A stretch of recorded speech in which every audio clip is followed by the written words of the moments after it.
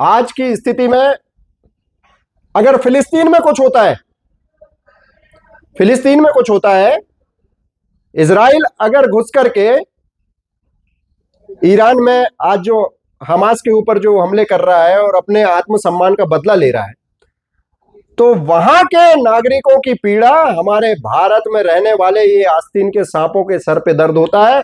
और एक हरामखोर हमारे भारत की संसद में जाकर के जय भीम, जय मीम और जय फिलिस्तीन के नारे लगाता है, और हमारे हिंदुओं के साथ में बांग्लादेश में अत्याचार हो रहा है। हम यहाँ जय श्री राम के नारे लगाते हुए उन हिंदुओं के समर्थन में अपने घर से नहीं निकल रहे हैं।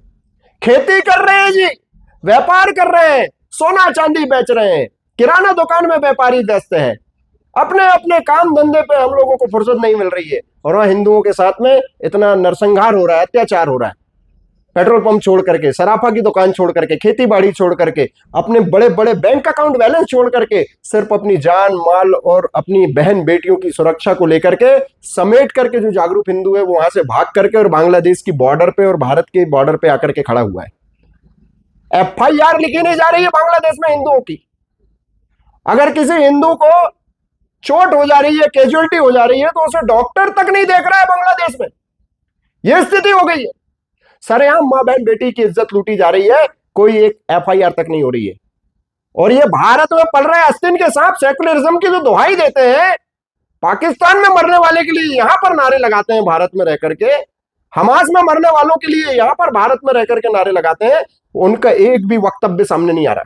और सबसे ज्यादा दुख की बात कि जो इन आस्तीन के सांपों को खाद पानी देने का काम करती है उस पार्टी के हिंदू नहीं है, उन लोगों का कोई भी एक प्रतिक्रिया नहीं है बांग्लादेश में हो रहे अत्याचार के खिलाफ। यह सबसे बड़ी दुख की बात। और कोई नहीं बच रहा, ना कांग्रेस हिंदू बचेगा, ना बीजेपी का हिंदू बचेगा, ना शिवसेना का बचेगा, ना सपा का बच रहा है, ना बसपा का बच रहा है, ना RJD ना RLD, कुछ नहीं बचेगा, सब मरोगे। सबकी बारी आ रही है। हिंदुओं की स्थिति बंद पिंजड़े में उस मुर्गे की तरह हो गई है कि कसाई आता है, एक मुर्गे को काटने के लिए हाथ डालता है, तो बाकी के 49 मुर्गे अगर 50 रहते हैं पिंजड़े में तो 49 मुर्गे पीछे हो जाते हैं, अभी मेरी बारी नहीं आई है। सबकी बारी आ रही है। भारत के 8 राज्यों में इन लोगों ने हमें अजगर की तरह निगल लिया है। 29 राज्यों में हमारे 21 राज्य बचे हुए हैं। हम कहां सो रहे हैं।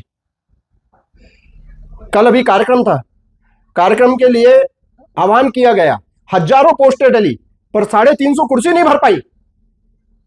इसका क्या मतलब है? स्पष्ट संकेत है कि हमारी मृत्यु तय है।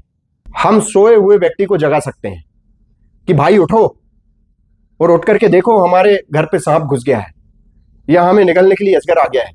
तो अगर कोई सो रहा है, हम उसे जगाएंगे तो वो जाग जाएगा। सोते हुए व्यक्ति को हम जगा सकते हैं, पर जो जागते हुए सोने का नाटक कर रहे हैं उनको नहीं जगा सकते। वो देख रहा है कि वहां हिंदू लुट रहा है, मर रहा है, कट रहा है, बहन बेटियों की इज्जत आबरू लूटी जा रही है, पर वो हिंदू घर पे सोया है, व्यापार कर रहा है। उसको पता है कि नगर के हर क्षेत्र में भारत के 28 राज्यों में आंदोलन हो रहे हैं बांग्लादेश के हिंदुओं के पक्ष में, और बांग्लादेशी अत्याचार के विरोध में जब भारत में आंदोलन हो रहे हैं, उसको पता है कि आंदोलन की आज तय दिनांक है।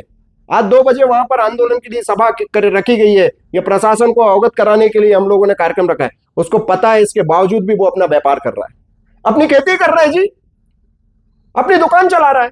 तुम हिंदू के सम्मान के लिए यहां पर खड़े नहीं हो पा रहे हो, तो तुम्हारी मृत्यु तय है। भाई हम तो लड़ लेंगे, हमारा तो ठीक है, हम मरेंगे या मारेंगे। हम छत्रपति शिवाजी महाराज और महाराणा प्रताप का रक्त हमारी रक्त सियाओं में दौड़ रहा है, तो हम तो अफजल खान को और बाबर अकबर को जहां पाएंगे वहीं मारेंगे। जब हमारे घर पे कोई बात आएगी तो हम तो मारेंगे या मरेंगे। पर आप अपनी जिम्मेदारी सुनिश्चित करो, आपकी क्या गति होगी। कमाओ, खूब पैसा कमाओ। अबे पैसे कमाने वाले 1990 में कश्मीर से भगे थे, केसर की क्यारियां, सेब के बगीचे छोड़ करके भगे थे। कश्मीर फाइल से देखी होगी आपने।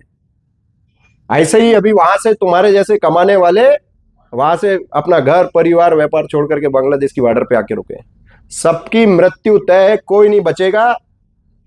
इस बात का ध्यान रखो।